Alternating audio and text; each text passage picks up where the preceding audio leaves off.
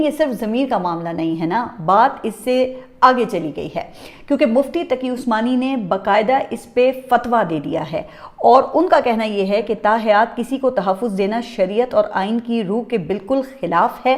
اسلام میں کوئی بھی شخص چاہے کتنے ہی بڑے عہدے پر کیوں نہ ہو، کسی بھی وقت عدالتی کارروائی سے بالاتر نہیں ہو سکتا، لہٰذا پارلیمنٹ کے اراکین سے درخواست ہے کہ وہ یہ گناہ اپنے سر نہ لیں۔ اب مفتی صاحب یہ گناہ یا تمغہ جو بھی ہے وہ اپنے سینے پہ یہ سجا چکے ہیں، کسی کو نہ کوئی ملال ہے اور نہ ہی کوئی پشیمانی ہے، بلکہ جن اراکین کو میں نے اس ترمیم کے حق میں بات کرتے سنا ہے وہ تو ثواب سمجھ کر لگ رہا تھا کہ یہ فریضہ انہوں نے انجام دیا ہے۔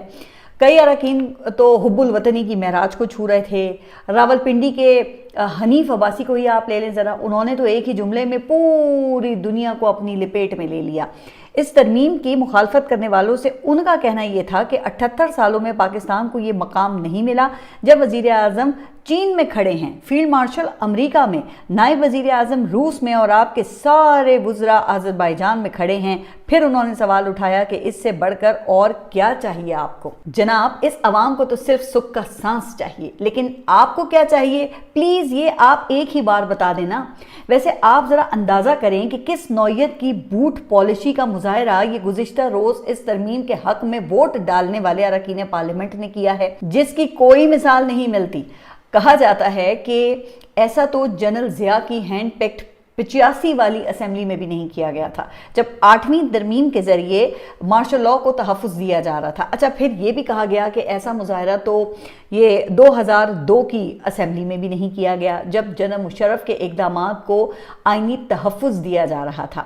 شاید اسی لیے پھر جو یہ سابق سفیر ہیں حسین حقانی، انہوں نے یہ کہا کہ روس کے سوا دنیا کے کسی ملک کے آئین میں صدر یا کسی اور کو زندگی بھر کے لیے امیونٹی حاصل نہیں ہے، البتہ مواخذہ دنیا کی کئی کانسٹیٹیوشنز میں موجود ہے۔ اچھا، پھر ان کا یہ کہنا تھا کہ مقدمات اور عدالتوں سے زندگی بھر کا استثناء صرف بادشاہتوں میں بادشاہوں کو حاصل ہوتا ہے۔ تو حقانی صاحب نے تو اسے بادشاہت کا اعلان سمجھا ہے۔ اب مجھے نہیں پتا کہ یہ بادشاہت کا اعلان ہے یا پھر تحریک خلافت کا اعلان ہے، لیکن مجھے اتنا ضرور پتا ہے کہ بادشاہت کی 2 نشانیاں تو پوری ہو رہی ہیں۔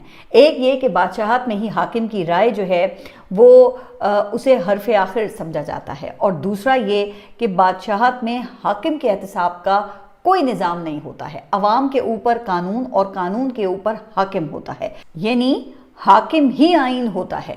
اب حقیقت بھی یہی ہے۔ اس سے پہلے کچھ لوگ آئین میں اپنا آپ نے دیکھا کہ نام لکھوا چکے ہیں، جسے بعد میں آئین کی بحالی کے نام پر کم از کم 2 بار نکالنا پڑا ہے۔ جنرل ضیاء اور جنرل مشرف نے یہی کام کیا تھا، اور پھر آپ نے دیکھا کہ جسے 18ویں ترمیم کے ذریعے انہی دونوں جماعتوں نے مل کر نکالا، جن کے اپنے ہاتھ آئین آج یہ کھلونا بن گیا ہے۔ ویسے کتنے شرم کی بات ہے نا کہ ساری تنقید کے باوجود پاکستان پیپلز پارٹی صدر کے لیے لائف ٹائم استثناء سے دستبردار نہیں ہوئی، الٹا مزید انہوں نے ہوشیاری دکھائی ہے۔ اس حوالے سے اب جو حتمی شک منظور ہوئی ہے نا، اس میں ایک پخ لگا کر آنکھوں میں دھول جھونکنے کی کوشش کی ہے۔ کہا ہے کہ اگر صدر کسی وقت کوئی پبلک آفس ہولڈ کریں گے تو یہ امیونٹی ختم ہو جائے گی، لیکن جب پبلک آفس چھوڑ دیں گے تو دوبارہ شروع ہو جائے گی۔ یعنی کل کو اگر صدر آصف علی زرداری MNA، سینیٹر یا کسی اور عوامی عہدے پر آ جائیں تو یہ ختم ہو جائے گی، لیکن جو ہی عوامی عہدے کی ٹوپی وہ اتاریں گے تو یہ جو امیونٹی ہے یہ دوبارہ سے شروع ہو جائے گی۔ گویا یہ امیونٹی نہیں ہوئی، یہ کوئی سلیمانی ٹوپی ہوئی جو جب چاہی اتار لی، حکومت میں آ کر ہاتھ صاف کیے اور احتساب کا وقت آیا تو پھر ٹوپی پہن لی۔ واہ، کیا انتظام ہے نا، شرم تم کو مگر نہیں آتی۔ یہ کیسی ٹوپی بدل ترمیم کی ہے آپ نے؟ اچھا، اب اس سے مجھے جنرل مشرف کی ایمرجنسی پلس یاد آ گئی ہے، جنہوں نے صدر کی ٹوپی پہن کر دوسری بار صدارتی الیکشن لڑنے کا فیصلہ کیا۔ وہ عدلیہ آڑے آ گئی تو انہوں نے آرمی چیف کی ٹوپی پہن کر پھر ایمرجنسی نافذ کر دی، لیکن کام پھر بھی نہیں آئی۔ شاید اسی لیے آصف علی زرداری نے 2 ٹوپیاں لینے کے بجائے ایک ہی سلیمانی ٹوپی پہن لی ہے، جس کو جب چاہیں پہن لیں اور جب چاہیں وہ اتار دیں۔ ویسے کتنی بدقسمتی ہے نا اس ملک کی کہ اب تک جو بھی آمر یا جمہور آئے कोई भी खालिस नहीं मिला। हर एक ने आइन को टोपियों की दुकान ही बना डाला। आप अंदाज़ा करें कि अमेरिका के आइन को बने 237 साल हो चुके हैं। इस दौरान वहाँ आइन में सिर्फ 27 तरमीम आई हैं, जिनमें पहली 10 शहरियों के हुकूक की वजाहत में आई हैं, जबकि हमारा आइन वो 1973 में बना और सिर्फ ये 52 सालों में 27 तरमीम आ चुकी हैं अब तक, जिनमें ज़्यादातर तरमीम आमरों और जमहूरों की ज़रूरत के तहत ही लाई गई हैं। तो मसला नौकरी का होता है और तख्ता मश्क वो आइन को बना लिया जाता है। वो कहते हैं ना, बिगाड़ कर बनाए जा, उभार कर मिटाए जा, कि मैं तेरा चिराग हूँ, जलाए जा, बुझाए जा। तो लगता है कि अब आइन भी कुछ अफराद के लिए ये मज़ार पर जलाए जाने वाला चिराग बन गया है। तो अब इस अमल में अवाम का चूल्हा फिर जलता है या बुझता है, उसकी यहाँ किसको फ़िक्र है, किसको परवाह है? क्या आज तक आइन से खिलवाड़ करने वाले किसी शख्स या अफराद का एहतसाब हुआ है जो कोई इससे डरे, इसकी फ़िक्र करे, या उसको ऐसा कोई एहसास हो? और ये एहतसाब हो भी कैसे? सुलेमानी टोपियाँ पहनने वालों का भला कोई हिसाब किताब कर सकता है? फिर ऊपर से ये कहा जाता है कि बहुत दूर तक जाने का मंसूबा है, जिसके लिए ये लाइफ लाइन इंश्योरेंस पैकेज लाया गया है। कहा यह जाता है कि दरअसल खौफ वो इमरान खान का है, जिनकी मकबूलियत जबर का हर हथकंडा इस्तेमाल करने के बावजूद कम ही नहीं हो रही है, जिससे ये खदशा लाहक हो गया है कि अगर इमरान खान दोबारा आ गया तो कहीं वो हिसाब किताब शुरू ना कर दे, जिसके लिए फिर ये हिफाजती जैकेट्स का बंदोबस्त किया जा रहा है। अब ज़रा आप वो ख्वाजा आसिफ की तो सुनिए, जिनके बुजुर्ग जनरल ज़ियाउल हक के ओपनिंग बैट्समैन हुआ करते थे, जिस पर फिर बाद में उन्होंने अवाम से माफ़ी भी मांगी, लेकिन लगता है कि अब खाक दोबारा अपने खमीर की तरफ लौट आई है। मौसूफ का कहना है कि इस्तिस्ना पर एतराज़ है, हम तो सिर्फ आर्मी चीफ को इस्तिस्ना देने जा रहे हैं। इमरान खान एंड कंपनी ने तो जनरल बाजवा को अपना बाप बना लिया था, जिसकी बाज़गश्त आज तक सुनाई दे रही है। अच्छा, अब कोई ज़रा ख्वाजा आसिफ से ये तो पूछें कि इमरान खान एंड कंपनी ने तो एक्सटेंशन देकर जनरल बाजवा से आपके बकौल एक रिश्ता कायम किया, लेकिन ताहयात इस्तिस्ना देकर आपने मौजूदा चीफ के साथ कौन सा रूहानी ताल्लुक़ कायम किया है? वैसे जनरल ज़िया के साथ रूहानी बाप वाला ताल्लुक़ तो आपके लीडर खुद मान चुके हैं। अब आप हिम्मत करें ना ख्वाजा साहब, और मौजूदा चीफ के साथ भी अपने ताल्लुक़ की वजाहत करें। बेशक बाद में एक और माफ़ी मांग लीजिएगा। वैसे भी शर्म और हया का कॉपीराइट तो आपने अपने पास ही रखा हुआ है। रह गई बात इस्तिस्ना की, तो आपने तो शहबाज शरीफ को भी लाइफ टाइम इस्तिस्ना देने की कोशिश की थी, लेकिन जब आपको ये पता चला ना कि इसका फ़ायदा तो वही वो इमरान खान को होगा, तो आपके वज़ीर आज़म ने इस शेक को वापस लेने में ही अपनी आफियत समझी। लगता है कि आप लोगों ने इमरान खान की रिहाई को अपनी सियासी मौत का परवाना समझ लिया है, जिसका रास्ता रोकने के लिए आपने तो आइन का हुलिया ही बिगाड़ लिया है। तो ये हाल है इन लोगों का। अब ये इंटेलेक्चुअल डिसऑनेस्टी है या इंटेलेक्चुअल ढिठाई? खैर, कहा जाता है कि पीपल्स पार्टी का नंबर यहाँ भी ऊंचा है। गुज़िश्ता रोज़ पाकिस्तान पीपल्स पार्टी सेनेट से तरमीम पास करवाकर कौमी असम्बली में पहुंची तो एक और करारदाद उनकी तरफ से पेश की गई, जिसमें जुल्फ़िकार अली भुट्टो को कौमी शहीद करार देकर उनकी खिदमात को निसाब और कौमी रिकॉर्ड में शामिल करने का मुतालबा किया गया, जो कसरत राय से मंजूर भी हो गई। अब इसे कहते हैं हलवाई की दुकान पर नाना जी की फातह। क्या ट्रेजेडी है कि जिस दिन भुट्टो के बनाए हुए आइन का कत्ल किया, उसी दिन भुट्टो को कौमी शहीद का दर्जा दिलवाने का नाटक रचाया। वैसे कितनी ये मासूम ख्वाहिश है। लगता है कि सारी ज़िंदगी घर घर से भुट्टो को निकालते निकालते बेचारे थक गए हैं, इसलिए अब ये जिम्मेदारी भी रियासत को ही देना चाहते हैं। लेकिन कितने सादा हैं कि करारदाद पर मकतूल का नाम तो लिखा, लेकिन कातिल का नाम लिखने की हिम्मत और जुर्रत नहीं हुई। जाहिर है कि अगर किसी को कौमी शहीद का दर्जा दिया जाएगा तो उसका कातिल भी तो कौमी कातिल कहलाएगा ना। अब अगर पाकिस्तान पीपल्स पार्टी में अखलाकी जुर्रत है तो फिर लाएं करारदाद और लिखें उसमें जनरल ज़ियाउल हक कौमी कातिल था, लेकिन ये ना हो पाएगा, क्योंकि 26वीं और 27वीं तरमीम में पाकिस्तान पीपल्स पार्टी ने जिस काम की सहूलतकारी की है ना, वो जनरल ज़ियाउल हक की ही रिवायत है, जिसको जिंदा किया गया है। अच्छा, इस पर मुझे सुप्रीम कोर्ट के वो जो सीनियर वकील हैं अकरम शेख साहब, उनका जुमला याद आ गया है कि यजीद से भी मरासिम और हुसैन को भी सलाम।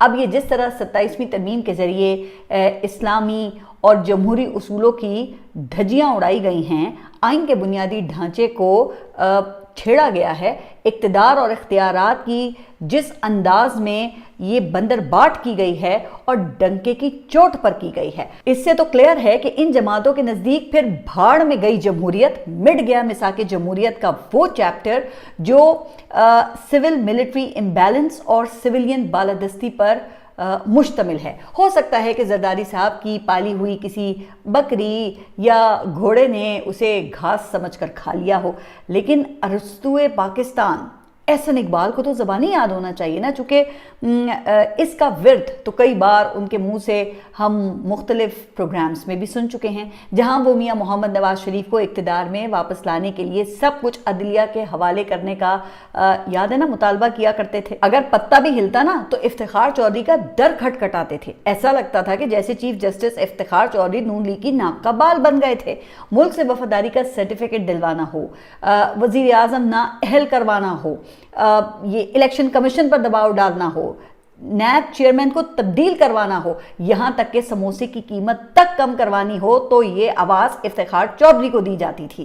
آج لگتا ہے کہ عدلیہ ناک سے نکل کر وہ آنکھ میں چلی گئی ہے، جس کو باہر نکالنے کے لیے یہ اپنی ہی آنکھیں خوب مسل رہے ہیں اور اپنے لیے کہا جا رہا ہے کہ گڑھے کھود رہے ہیں۔ یہ بھی کہا جا رہا ہے کہ عدلیہ کو حکومت کا ذیلی ادارہ بنا کر رکھ دیا گیا ہے، لیکن مجال ہے کہ آج کسی کو یہ میثاق جمہوریت کے اس چیپٹر کی یاد آ جائے، اور تو اور لگتا ہے کہ کامریڈ رضا ربانی وہ بھی سو گئے ہیں۔ جناب اب کی بار تو وہ آنسو بھی نہیں نکلے، لگتا ہے کہ جمہوریت کی آنکھیں آنسو بہا بہا کر اب خشک ہو گئی ہیں، یا کہیں شاید اب عدلیہ کے ججز میں بھی حصہ ملنا شروع ہو گیا ہے، کیونکہ آج کل کورٹ رپورٹرز کے درمیان تو یہی بحث چل رہی ہوتی ہے کہ اتنے جج نون لیگ کے، اتنے پاکستان پیپلز پارٹی کے، فلاں کے اتنے، وہ یہاں کے، اور اوپر جا کے سب ایک ہی شہنشاہ کے۔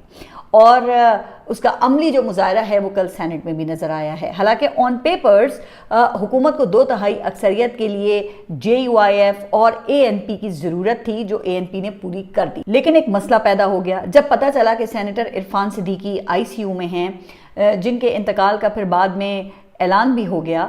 میاں محمد نواز شریف کے وہ وفادار ساتھیوں میں ان کا شمار ہوتا ہے، اور اللہ تعالیٰ سے یہی دعا ہے کہ آگے بھی عرفان صدیقی صاحب کے لیے اللہ تعالیٰ مراحل جو ہیں وہ آسان کریں، لیکن یہ کوئی نہیں سوچتا کہ تا حیات کا بندوبست ہو بھی جائے نا تو آب حیات آج تک پھر بھی کسی کو نہیں ملا۔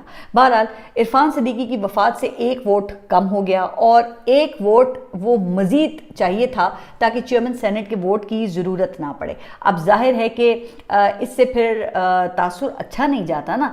اب جب 2 ووٹ کم ہو گئے تو حکومت کی طرف سے یہ دعویٰ سامنے آیا کہ بھئی کوئی فکر کی بات نہیں ہے، 67 ووٹوں کا انتظام ہے۔